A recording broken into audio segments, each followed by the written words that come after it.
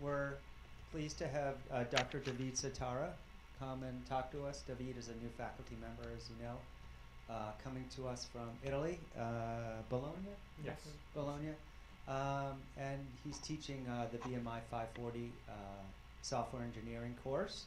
And his research interests are in artificial intelligence and decision supports for complex and hybrid systems. And today he's going to talk about applying knowledge representation standards to build executable models of clinical processes. So welcome, Dr. Sottara. Thank you very much, Dr. Scott. Thank you so much, everybody, for being here. Can you hear me well enough? And thank you also to anybody who's listening and watching me remotely. It's actually a pleasure to be here. This is my first official talk as a new faculty member. So this is going to be something of an introduction, a mixture between my research interest, the main application and research interest of the department, and some of the ongoing activities which involve us here and other entities across the States. And in particular today, I will talk about the role and the possible uses of standards, what they are, well, we know that, how we can use them, especially both those which have been designed for medical application, clinical applications, and also those which have not, but could easily be imported and applied in order to build what could be, I don't even know if to call that the next generation of clinically integrated application, maybe the next to next, after next generation. But we'll see, and we'll talk about that. So, first of all, I'm new here, so I was trying to understand what it means to have clinical decision support. What do the users, the targets, or patient providers expect when somebody's going to tell them you are being managed also with the help of some clinical decision support system? And of course, what the expectations are from the creators, both the authors of the knowledge that goes into the clinical decision support system and those who implement the actual clinical decision support system and integrate that with existing IT infrastructures, electronic medical records, health records, and so on.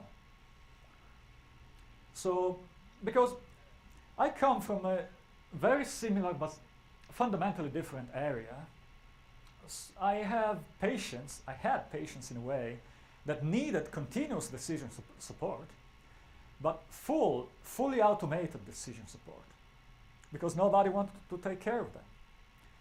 My former patients, in a way, were biochemical plants. So still talking about life forms, but not about humans. It changes a lot in terms of responsibility and similar things. So in that area, we've been designing completely automated decision support systems, which is, I found out, is not exactly the same as the decision support system that we have in clinical environments, especially where the clinical providers, the doctors, want to have, or sometimes are forced to have a much more active role. So lately, I've been trying to understand what the providers, the doctors, would want, would like, and must have in terms of decision support, especially in terms of liability and responsibility, which are very relevant, especially when we deal with human lives. And it turns out that there is a sort of continuum between what I would call, I used that term in an email I sent out to a community a few days ago. I would call an oracle, which is something we can go to, pose questions, and get responses out of that. And that would be decision support in the sense of that system will help us, will help the provider in refreshing the knowledge, recommending, suggesting, reminding what could be useful to deal with the current patient, with the current situation, with the current case which is being managed. On the other hand, at the other end of the continuum, we have the virtual provider. So something which is acting like a provider, maybe a little bit, let's say the immediate step back would be not the virtual provider but the virtual assistant, which is acting on behalf of the provider, an agent, which is managing and performing some of the actions that the provider is supposed to do, would have to do, but are so automatical and implicit that do not need, once the provider has given his approbation, do not need a continuous, approving orders every single day for the same patients which are on the same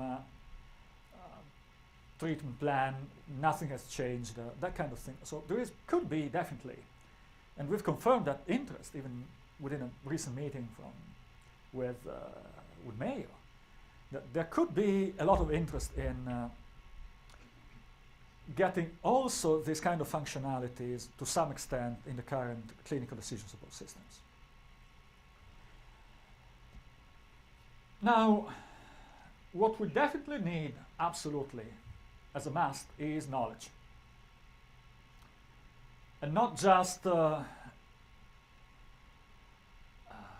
knowledge storage, but knowledge structure. We do not need, well, we do need to be able to access medical knowledge, but we also need to be able to query, to manage, to filter, to reason over medical knowledge, make it accessible, but make it possible to get what is relevant at the same time. And both to the human and the machine.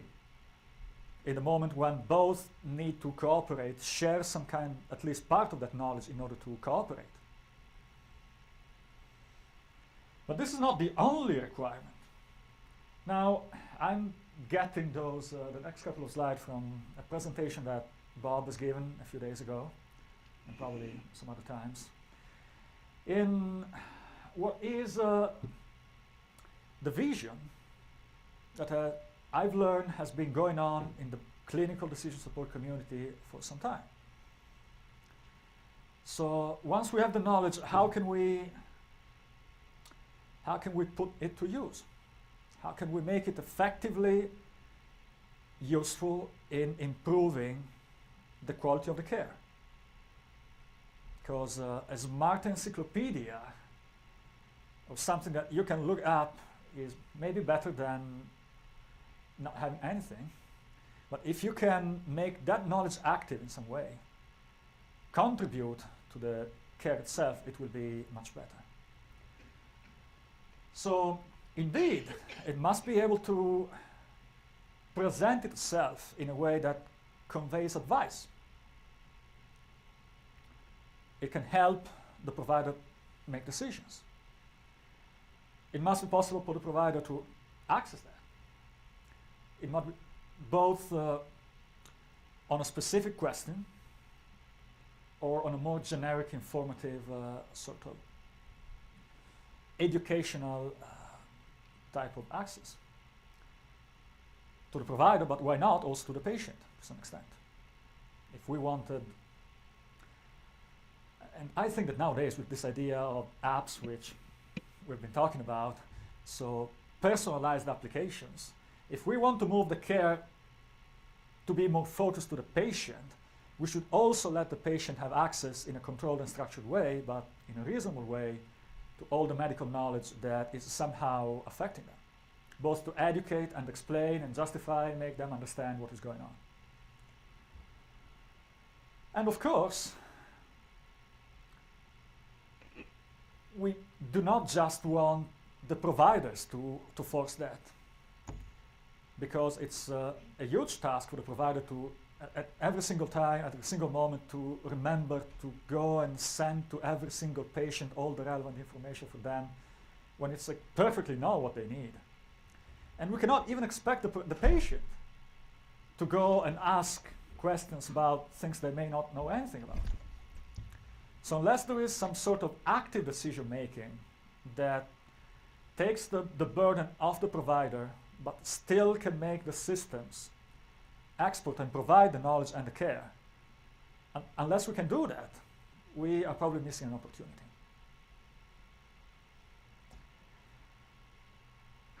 And then, the fundamental question, what is the kind of knowledge that we may want to use, to exploit? So, not just talking about documents, but talking about models, actionable knowledge. Something that can be directly put to use, either by the provider or by the machine, in order to achieve some effective result. And it looks like that, in Bob's, again citing him, but I think in everybody's vision, it's not just a matter of clinical knowledge in the sense of guidelines and recommendations. There's much more about that. There's data, there's experience, there is practice. All of this, to some extent, even if in different ways, can be considered knowledge that should be available. We should have all the IT system that takes care of the clinical environment should be aware in one way or another of this knowledge to use that. Otherwise, it's like having a bookshelf in the room with a lot of interesting tomes, but never going there and consulting them. And it looks like that there is a lot of potential forms of knowledge that could be useful. It's just a matter of integrating them, making them accessible and usable and viable. Now, given this vision, I had a very bad surprise last week when I learned what happens in some concrete cases when it comes to transfer knowledge from the clinicians, which had a huge amount of knowledge and an impressive amount of knowledge, into the IT systems like the electronic health records. What happens in many cases is the provider, the doctor, the expert just writes down some guidelines, probably in some natural language, just a document, sends that to the IT team, and has them, please guys, implement this. Of course, we are assuming that those ITs are biomedical informatics students or have a background so that they can perfectly understand all the needs and the implications and do a great job at creating the software. But it may not be always the case. So what is being done, what is being tried, is a way at least to get some standard format for the interchange, the communication between the domain experts and the technical experts. Well, better than nothing. So, standard format. What's the difference between a document, a communication, and a standardized format? The obvious difference is the natural language is ambiguous. You cannot expect to perfectly understand, to fix the semantics of what you're trying to communicate. And then, as in a communication, you may have different expectations on both sides. So what the SME is telling is not what the other counterparty is expecting, or the other way around. So that would complicate and delay the process, whereas if you have a common standard, you speak the same language, you, assuming that both parties understand and comply with the standard, you would assume that at least the interchange, the communication will be successful.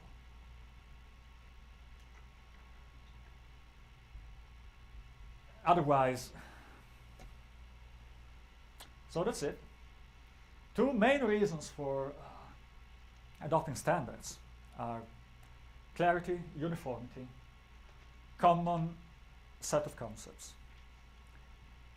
And the other relevant aspect is if you have a standard, it should tell you once and for all what to do. Because otherwise, the problem we have with real systems is that everybody in their own communities or local environments will every single time try and solve the same problem again and again and again and again and again and again. In different ways, which are incompatible, but which effectively address the same problem. So at least, please make sure that everybody tries to stay on the same page. It's not easy. It's not easy because this, in practice, many times just moves the problem. So we have our own local ways of doing things. It's not standard. Well, let's make it standard. And so you move the problem from a lot of local versions to a lot of official standards. But at least they should be compatible because they're clear. The semantic is well defined, so you can try and do a mapping, but anyway. So let me go back for a second to the previous slides. I will try to provide an example. My clinical background is 0. So do not take the clinical logic for real. The only thing I could mock is the usual AGB, A1C example. And I've tried to sketch it down here in yet another version that will help me show a couple of things. So, by the way I've stated it there, trying to capture the principle in behind the recommendation, you may wonder why all those colors, all those underlinings, all these things. Well, that language, with respect to this, which is natural language, this one is not, and is one standard. The first of the many I will show you today. It's actually called SBVR, and it's a high-level business logic, business practice interchange format. It's basically focused on the semantics of the communication, so what is being talked about, and also to the communication of policies. It's been designed for organizations and businesses. So what should, must be done, what is prohibited, what is permitted, what is necessary, what is possible. It has this notion of modality very strongly embedded in the system. But it also being open to any kind of business model, it's strongly connected to domain vocabularies.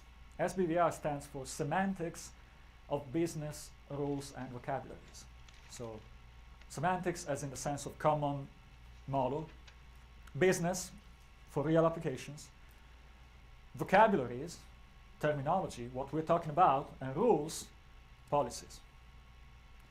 And it's not being, I don't think that it's been widely, if ever, applied to clinical environments, but it would be a very interesting experiment to make, if any student is interested, because the clinical environment has these kind of requirements.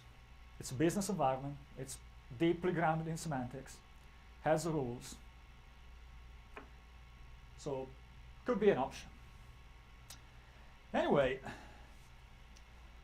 now, the problem that we have, however, is that even if you have a way of communicating knowledge, the simple model, the simple assumption that you can just take the knowledge from a clinician, take that to the IT infrastructure and implement that, doesn't hold. It's not feasible in practice. So it actually requires a lot of refining steps. And this department has been proposing the concept, and I'd be more than glad to say yes, it's absolutely necessary. The idea of a continuum of knowledge from the very abstract to the very practical. So to some extent, you can still see this kind of knowledge refinement or customization as something that still is related to a multiple step transfer of knowledge between the parts. So we should still be fine by simply expanding the chain of actors involved and keep passing knowledge from one to the other, and at each step to refine the knowledge itself to make it more setting specific, as we call that.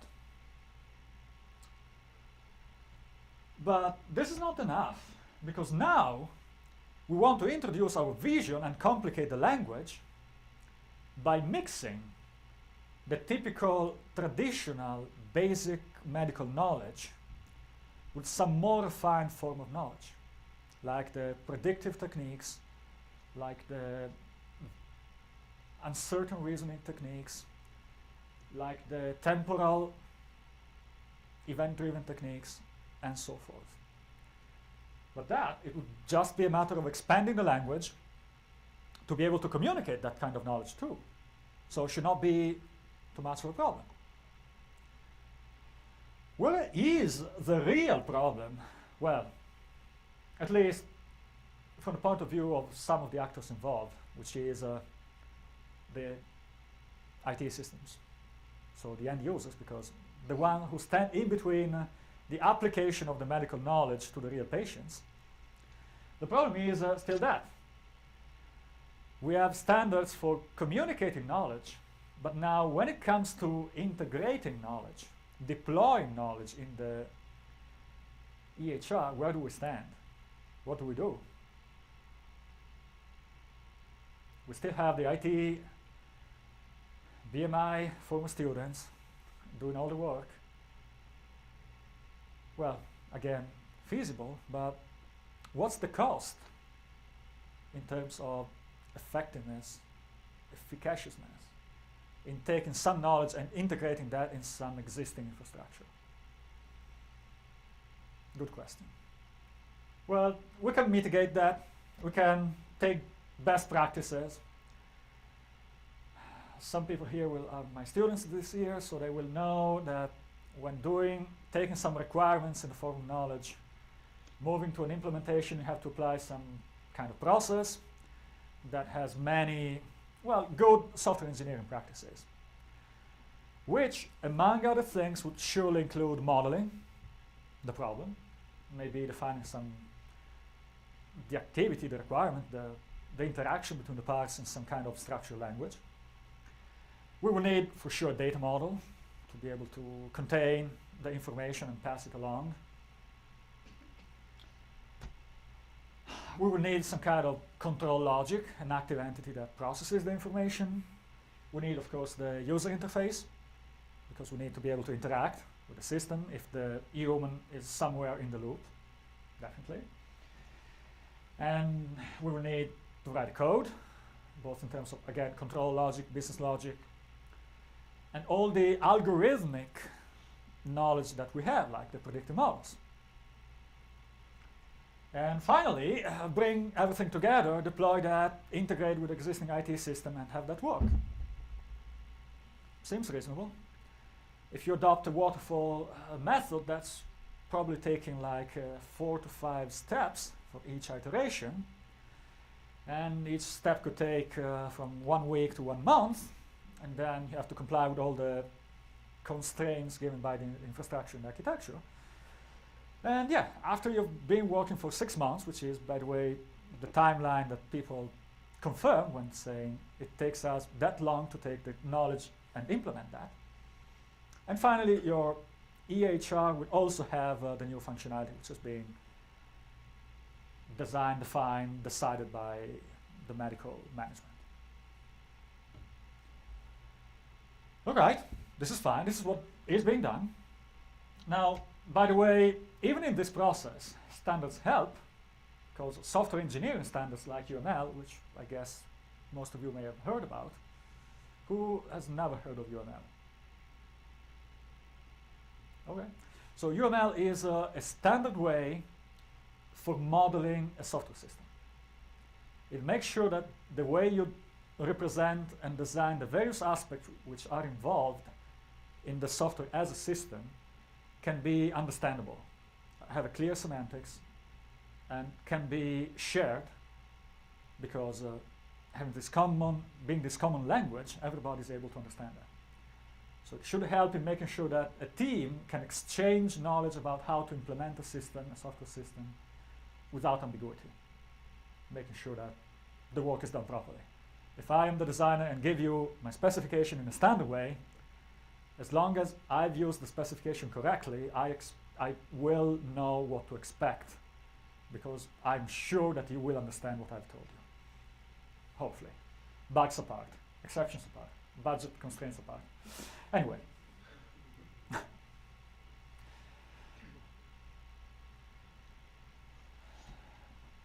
Now, this is working, but there may be alternatives, which have been, so this problem is so common, even outside the medical, the clinical community. It applies to any business, that people have been starting to look into other ways, smarter ways to try and do all of this. Especially to reduce the impact of this process in going from the specification to the final product. And not surprisingly, using standards for the obvious usual reasons. And even less surprisingly,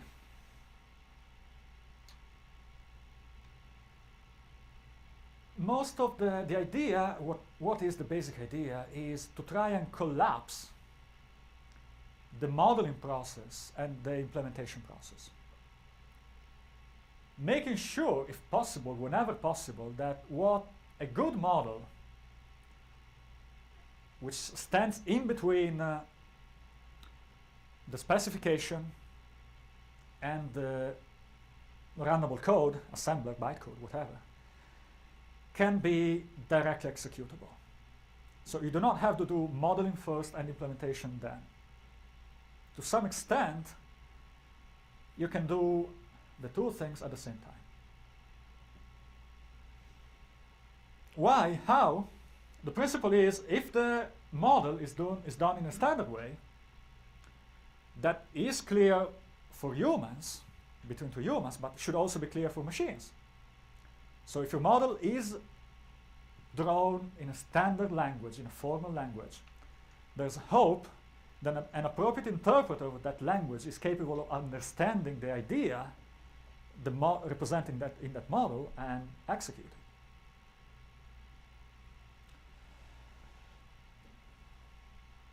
So now, the difference with respect to the previous case is that we have yet another specification in between, the designer, the knowledge engineer, not the software engineer, and the execution environment, which just needs to be enhanced with something called an engine in a generic way that is capable of consuming and executing the standard models.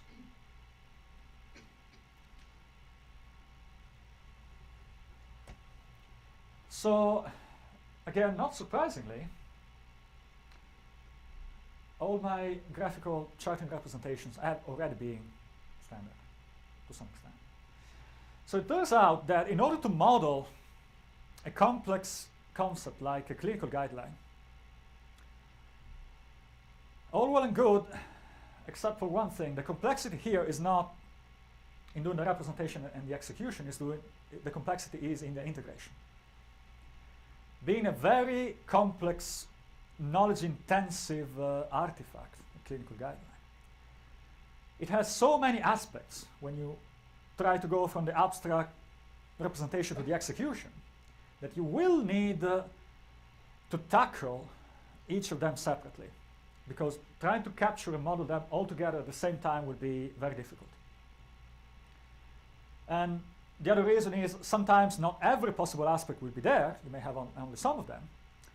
So the idea is to combine, to understand what different aspects are involved in the execution of a guideline, of a recommendation, separate them, use the appropriate language and tools for each one of them, and then be able to bring them together back and compose, integrate them, rather than code them. So it turns out that the top level, the organizational, the workflow-like part, which is involved in applying a recommendation. So all the activities, how they relate to each other, all the decisions, all the parallel executions, all the points of contact with external entities, world systems that need to be interacting with. Well, for this kind of model, workflow-like models are appropriate. And not surprisingly, there's a very popular standard which is called business process modeling notation, which addresses exactly this issue. So it lets you draw, in a way, the workflows. It lets you define the type and nature of each activity. It lets you bring in the logic for branching and decision making. So you have a visual representation, which is helpful. You have a knowledge-driven specification, which tells you what each activity is supposed to do. And you have a formal underlying representation, so there is an XML corresponding serialization of these kind of things, that can be processed by what is called a process engine, that can take that workflow, interpret that as a class of processes, and run individual instances, individual process instances, keeping track of the state, managing, coordinating the activities, integrating with the data sources, integrating with the human actors, and, by the way, providing a lot of accessory functionalities, like logging, tracing, reporting, such kind of things. So the point is, as we were probably doing activity diagrams anyway, why not doing that using this kind of notation that will be useful both as a specification and as a runtime environment, as a runtime specification. The issue now is to find a good editor, good tooling, but that's absolutely preferable to writing code by hand. You don't need to be a programmer to draw a workflow. You just need to be a domain expert with some knowledge of what the various symbols mean. And then you need an appropriate engine. But again, since the specification is a standard, there are going to be a bunch out there. Open source, proprietary, there's a lot of them. So you can choose and still get your process run. All right, second step. We need to define a data model, typically. Now, personal experience, recommendation, some very popular approach. Instead of coding your classes, why don't you create an expressive data model? And there is a popular tool, well, not a tool, framework, principle, approach, which is based on ontologies. Now, just a clarification. In the clinical world, sometimes ontology is a name used in a very specific way, meaning code sets, terminologies, vocabularies. So lists of concepts which are relevant as a vocabulary for the clinical domain. But actually, an ontology is broader. It's a formal representation of the relevant concepts and properties characterizing a domain. So you can list, but you can also define. You can model all your domain in a formal way. It's well founded and well grounded in some logic. There's a lot of theoretical background. The advantage that is that now you have a formal specification that can be used and interpreted by different parties. It can be used by humans to understand what is being talked about, but since it's logically founded, you can also have something like a reasoning component that can take that model and start doing things about that, including, for example, checking if it's logically consistent, finding errors.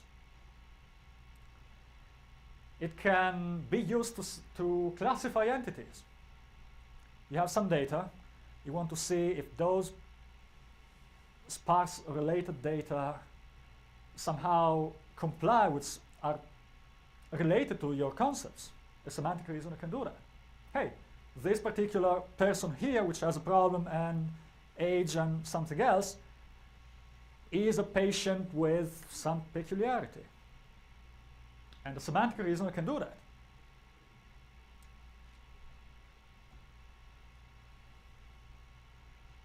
I'll show you another feature in a second, but the idea here again is that if you want to model a domain, you can do that. There is tooling, which is more usable than writing code. The representation you get is again richer than a simple code model. You get a lot of functionalities from reasoners, and finally, ultimately, you can still go from that ontology back to your class model useful for your software. This is in particular an experimental work we've been doing, I'm still doing, like a tool chain that allows you to take an ontology and with some processing, so basically doing the other way around with respect to what is commonly done. So many people nowadays create ontologies by starting from class models, going back up to schemas, and then create ontologies and say, hey, I have an ontology.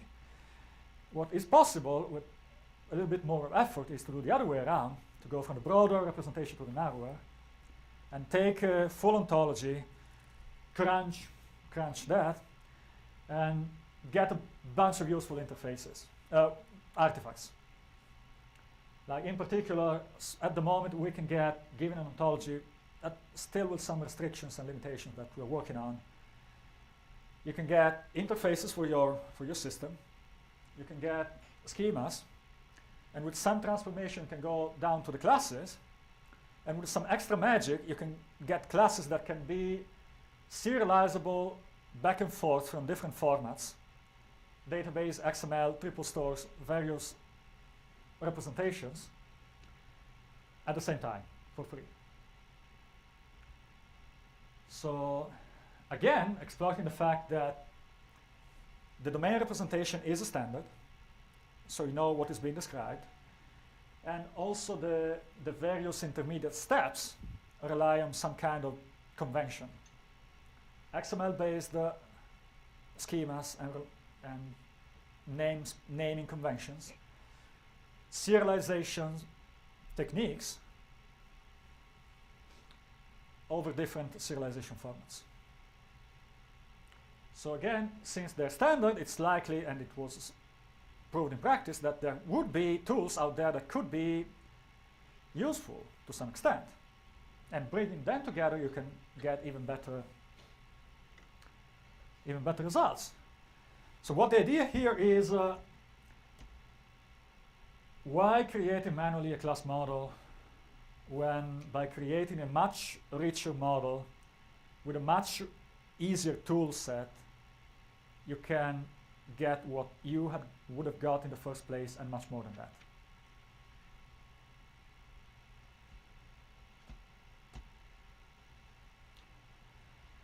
Business logic. Next step. Now we have the vocabulary, we have the actions, we need to implement those actions, give them some real existence. Oops. Well, there is a, the slide is slightly corrupted. Okay, anyway. Yeah, it's not a foreign language. Sorry. The idea is, instead of writing code which is purely operational, is it possible to have a slightly or partially more declarative approach even to to modeling the logic of an application. So there's a full the communities involved in logic programming, rule-based reasoning, semantic reasoning that try to apply those more declarative ways of programming, more declarative and logic-oriented, that try to define the equivalent of an algorithm, so a transformation process applied to data from inputs to outputs, or a query process, selection, filtering from a set of data what is relevant. Because basically, that's what most of the time the algorithms, the code that we write do, selecting and transforming. So trying to make that more grounded, more declarative, see that as a set of logical transformations, matching, selecting, transforming.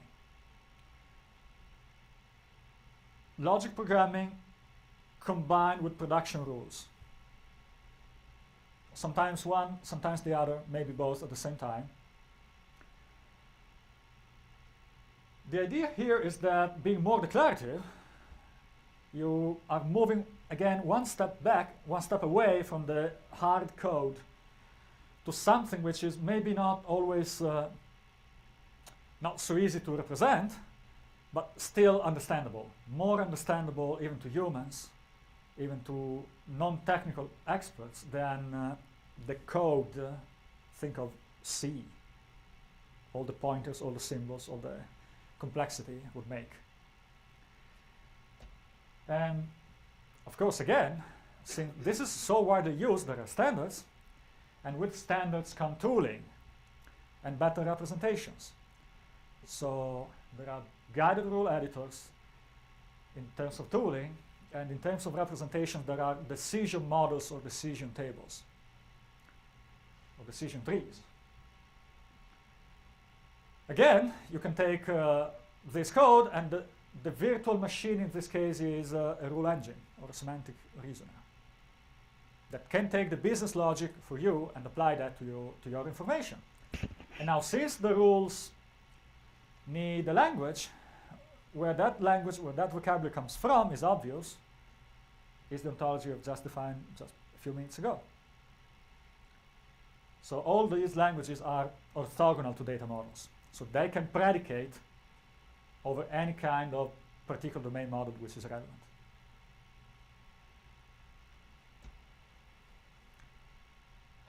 Well, sometimes we have some more low-level, kind of code, like all the algorithmic, in the strict sense, all the predictive tooling and stuff.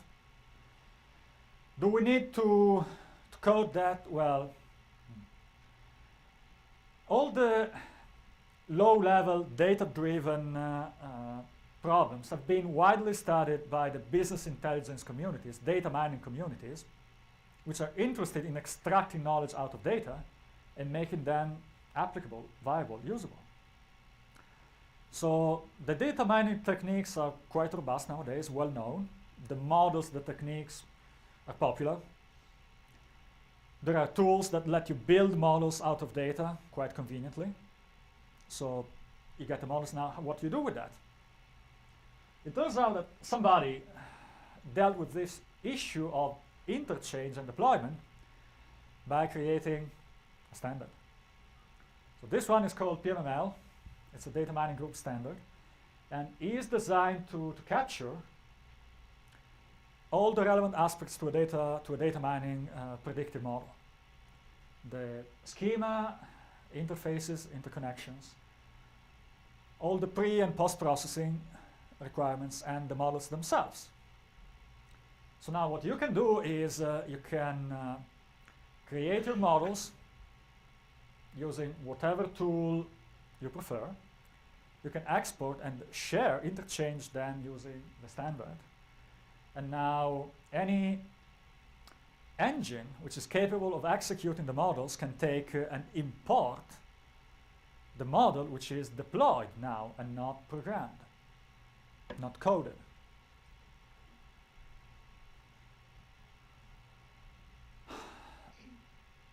Another interesting aspect, and trying to touch all the pieces of the puzzle and then bring them together. You know, when we're dealing with clinical applications, we have the problem of interacting with providers, typically. We have notifications of patients, notifications, recommendations, authorizations. We need to get approval. We need, in a way, to recommend actions that they will have to complete and get back with the result, like executing a lab test, in order to be able to decide whether the patient has a problem or not, and then inform them. Turns out that going back to the business process world, where this is such a common problem, they have defined a way, standard, to deal with this. All this kind of, the generalization of this problem has been called human task. So one particular activity which is being expected to be performed by a human. So they reasoned over that. They decided that the human task can be modeled as a stateful entity with well-determined states that can be, I'm sorry that this figure is not so clear, but too many concepts in just one figure. But again, the idea is that you create a task, you assign the task to somebody once it's ready. That person will be in charge of executing the task, so keep it in progress, and then complete it. You may suspend, delegate, transfer, cancel, abort. It may fail. So all the possible, the general cases are covered, and the system keeps track of the current state and owner, in the sense what stage of the execution are we in and who is in charge. And now an event-driven set of transitions will make the engine aware of the continuing stage of the activity. So now the only thing you have to do is to map your recommendations, your approval requirement, your notification into a task, if it is appropriate that somebody does something, like responding, like performing a test. And now the system will be able to track the execution of the activity, what is going on. So that even your interfaces, the communication is just about presenting something that lets you collect back the events or the states of the activity. So you can build your own UIs, or there are, since this is so common, standard interfaces that you can use, or at least partially, to get back feedback on the state of the activity. So again, you don't need to code a subsystem to manage any lab test recommendation. You simply define within your workflow the fact that at some point a lab test will have to be done. So the process will reach that point, will assign the task to somebody, with all the legal implications, by the way, because it's keeping track of who's doing what. And now the process will stay there until the state of the task has reached a final conclusion. Completed, ideally, cancelled, rejected, aborted, failed, whatever. And of course, the workflow will then branch and decide where to go according to the output. So there's no need to recode the same functionality over and over again. It's simply a matter of modeling that sub-activity as a task, and then have that be handled in a standardized way. The only effort is presenting that particular activity to communicate with the human the fact that there is an activity, but then those are the interfaces, the integration interfaces again. So, as we can see, for most of the potential requirements, most of the pieces that could be incredibly useful in modeling an executable clinical process, there are already standards out there, and there are tools that let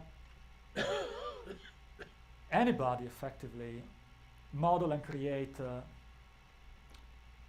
transfer the knowledge from the owner, the expert, to the model and thus to the system. So the only thing that we need is now a generic, not a specific architecture that is capable of consuming all these and processing all these standards. And now we can create that once and for all, because it will be the same. It will be model-driven. So there are common practices, best practices. One possibility is to extend or integrate the current architecture, IT infrastructures, typically moving them into something which is service-oriented, probably mixed with an event-driven architecture. One of the most common, not the only solution, is to rely on enterprise service buses or something that brings together different pieces in order to be able to accommodate all the legacy or existing IT infrastructure, and then just plug in these engines that consume the various parts and bring them together for execution. I will actually move one step forward because I've said engines. The goal, and what actually I've been working on with some colleagues and some communities over the last years, is not to have the engines, but the engine deployed. So creating some infrastructural component which is capable of consuming different types of knowledge and doing part of the integration itself. Because now, obviously, we have the problem of bringing together all these pieces.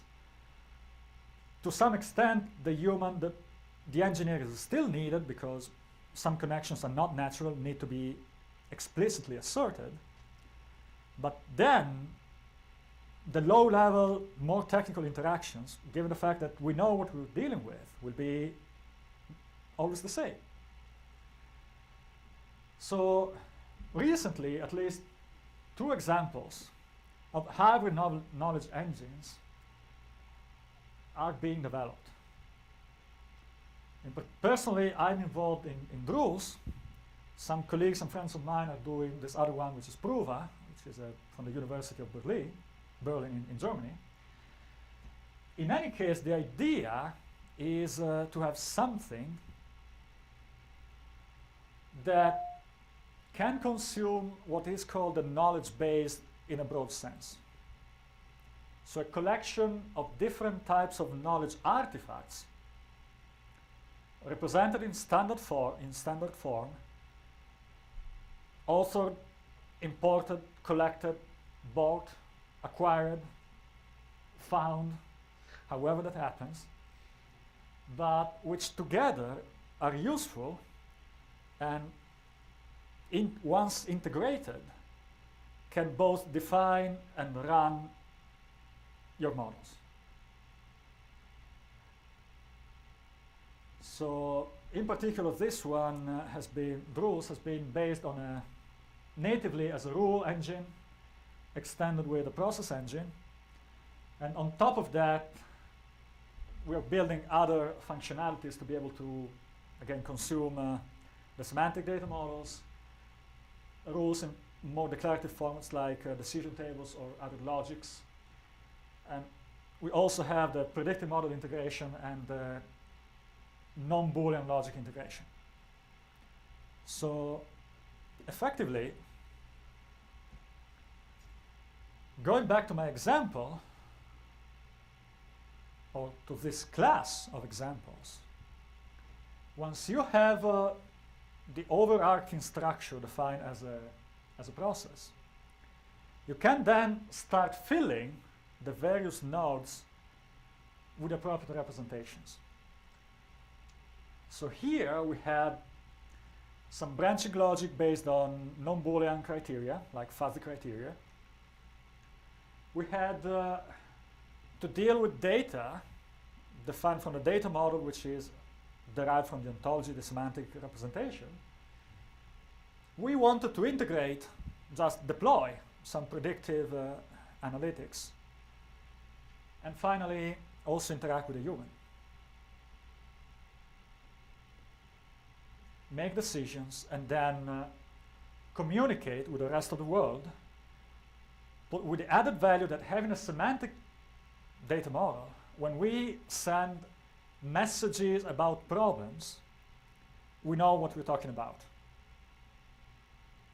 both on the sender side and on the recipient side. So whoever receives that recommendation or that message will have a clear definition of the content of that message, because the ontology will be still available and referenced, which is much better than going to a Java doc website that contains all the list of a bunch of classes.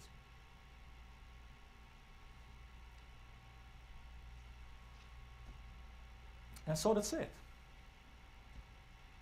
The fact is, without the standards, this could not be possible.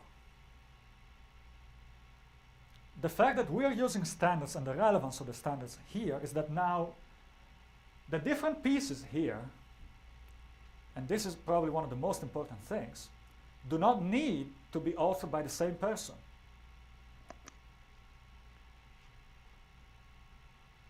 So the ontology could be created by a clinical domain expert. The predictive model could be created by a data mining guru that has a whatever data set and is capable of consuming that. The business logic could be provided by something in the business direct organization, department, whoever. And now, since they're standard, they will be exportable, shareable, they can be integrated, and not to ignore this detail, may be reused. I need the same predictive model in two different contexts or applications. I draw my workflow and deploy the predictive model wherever it's appropriate.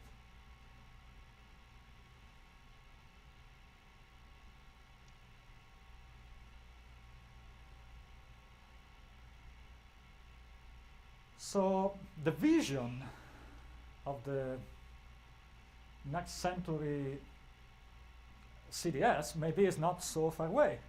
There's still many, it's not so easy. There's still many technical issues that this is not yet publicly available or generally available or robust enough to be distributed so easily. But definitely we are in a good position.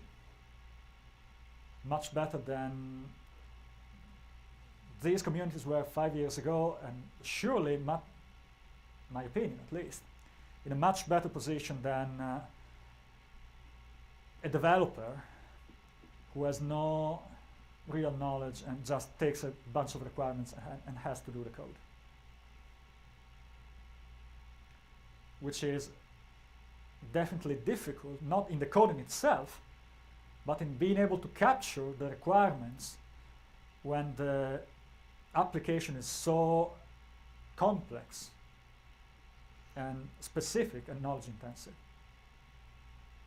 Having an intermediate format that can represent the business knowledge in a way that understandable both to the author, to the expert, and the developer will make it much easier, for example, for the domain expert to go and see, in case something is not working as expected, to go and see what could be the explanation. Why? Because being knowledge-driven, the system would be able to justify itself, to explain, to trace the execution. And so it's much easier to identify a problem if you have a trace of the reasoning process rather than a set of debug codes. Which, by the way, I don't think that a subject matter expert would be able to understand so easily.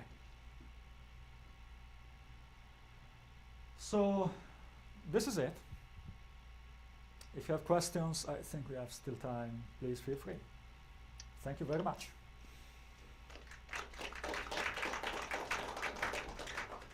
think we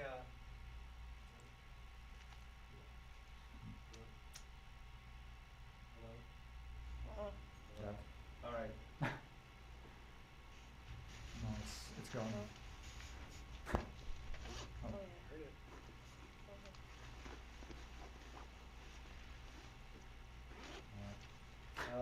All right, well, I'll just talk, and we have about 15 minutes, so if you have questions, you'd like to talk.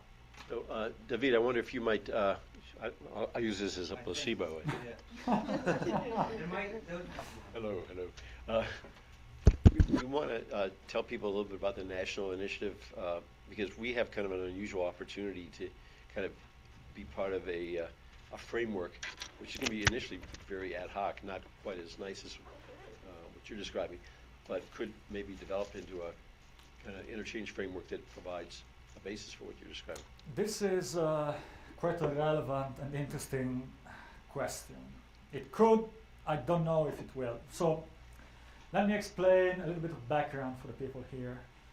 There is an initiative right now which is explicitly, a second. She doesn't have your slides up. Do you want them up? Oh, there they are. Okay. There is a national standardization initiative which is trying to deal with this issue. So the transfer of the knowledge from the domain expert to the system integrator. So define a logic interchange standard that would be able to convey the information from here to here. It's encouraged, if not sponsored, by the ONC office, and it's being managed by the Standards and Interoperability Framework as a healthy decision initiative. Now, dealing with this level of abstraction, it's still to be seen how what I just presented could relate. Because ideally, I'm part of that, and there's still some background discussion in that initiative which is going on, and I don't yet know what the outcome will be. Because the ideal, the vision should be to have something like this, to go from the provider to, for the domain expert to the technical expert, the system integrator. The idea of having multiple steps in between is not part of that. It's something we as BMI introduced, well, not just BMI, but with the partnership, the SHARP C2B grant is a local project which is encouraging this idea of refinement, of customization of clinical knowledge as it gets deployed more and more locally to concrete realities. Because it has to take into account the local needs, the local variables, the local policies. So one thing is the general recommendation that is given in a sort of abstract way in order to have everybody be able to receive it. One thing is, okay, now we have to do that in our setting, given our particular constraints, conditions, policies, environment, and whatever. So this sounds still very abstract, but there's actually a real, David and I were at a meeting for 2 days with Mayo Clinic. With Mayo Clinic last week, and where they have this problem of having many different forms of knowledge that are operating in their different systems, and they don't have a nice way to kind of bring them together. So in a sense, while you're showing going this direction, what they have is a lot of locally deployed things they need to kind of create into a more shareable form and then be able to manage it. The problems that are still open are, in my opinion, what level needs to be addressed? Because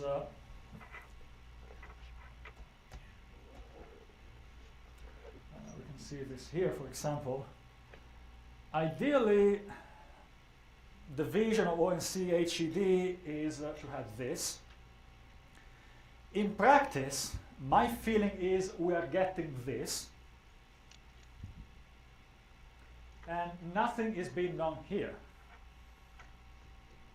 Actually, what right now, given the current decision of a couple of hours ago, What I've shown so far would be harder to do given the current specification, because the standard to be some constraints on the put on the language actually enforce constraints on the execution and the interpretation environment.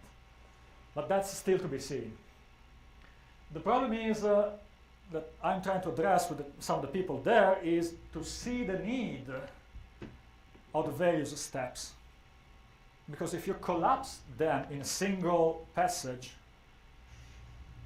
so from the national expert to the local system integrator, assuming that it will be coded anyway,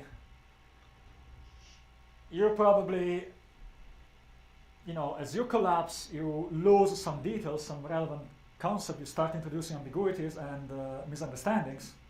I myself realized I had a lot of misunderstandings about some terminology that was used. And so it's still to be seen. Ideally, HUD, at least from the ONC Jacobs basic requirement, should be working at this stage. What I proposed, I've been working on for my past and current research, lives here. Sharp 2B, what we're working on, deals with this step. How to bring them together seamlessly is the next challenge to come, which is the main reason it's still a challenge is we don't even know what will be the final decision here. And we're still work in progress here, so, and this is our project which we need to review because now even the requirements have changed a little bit. So, but once all the levels will be a little bit more stable, it will be more reasonable and feasible to state how to take this chain of delivery and make that seamless in a more feasible way. I hope that that will be done, will be possible in the next few months. Ideally weeks, but it will be months. Any additional questions? Okay, thank you again to Dr. Sottara. And I think we have another one next week because we had a couple